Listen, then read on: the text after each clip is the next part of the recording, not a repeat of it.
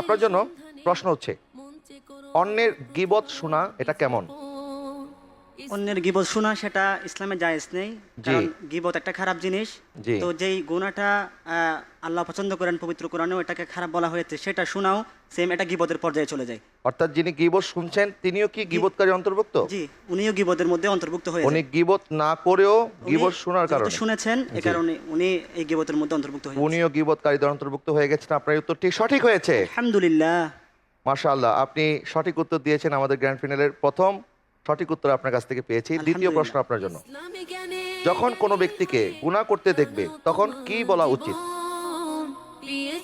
যে ব্যক্তিকে গুনাহ করতে দেখলে তাকে ওই গুনাহ না করা এবং ওই গুনাহ থেকে ফিরে আসার জন্য তাকে উপদেশ দেওয়া উচিত। জি। এবং ওই ব্যক্তিকে ওই গুনাহের কাজের প্রতি যে কুফল আছে সেটা জি। সম্পর্কে সতর্ক করা উচিত এবং সেটার আযাব সম্পর্কে সতর্ক করা উচিত ওই ব্যক্তিকে। জি।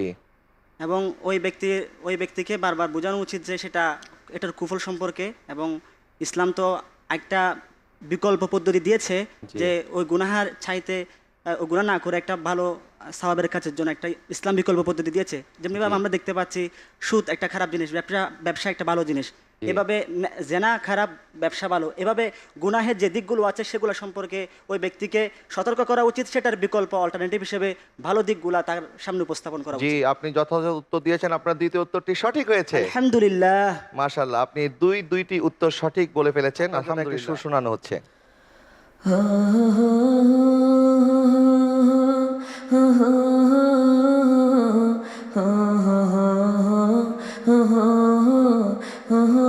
জি, আপনি বলুন।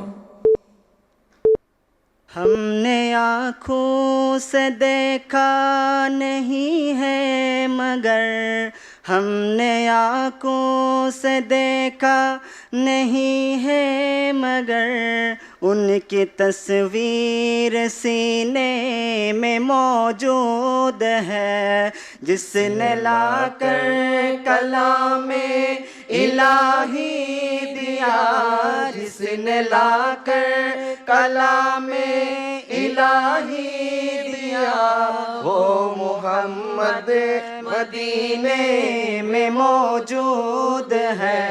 हमने माना कि जन्नत बहुत है हंसी, हमने माना कि जन्नत बहुत है हंसी, छोड़ कर हम मदीना न जाए कहीं, छोड़ कर हम मदीना न जाए कहीं, यूं तो जन्नत में सब है मदीना नहीं, यूं तो जन्नत में सब है मदीना नहीं, और जन्नत मदीने में मौजूद है।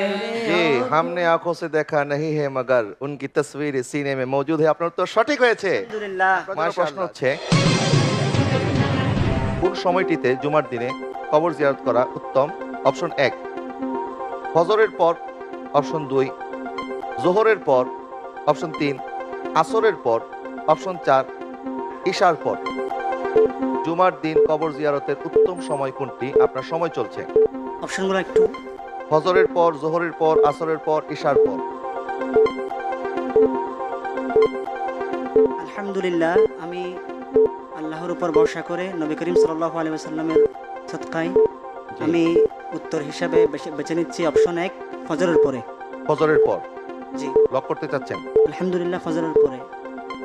লক করে দিলাম। যদি আপনার হাতে 2 সেকেন্ড সময় ছিল, যাই হোক, আপনি লক করে ফেলেছেন ইতিমধ্যে। জুমার দিন কবর জিয়ারতের উত্তম সময় হচ্ছে, আপনি বলছেন ফজরের পর। আপনার এই উত্তরটি সঠিক হয়েছে। আলহামদুলিল্লাহ। সাইফুল ইসলাম জামিয়া মুহাম্মদিয়া শিক্ষার্থী, তার জন্য রয়েছে 25,000 টাকার একটি জি 25,000 টাকার পুরস্কার। আমাদের third Sans of Mohammad Saiful ইসলামের হাতে 25,000 টাকার পুরস্কার তুলে দিচ্ছেন আমাদের সম্মানিত বিচারক এবং অতিথিবৃন্দ।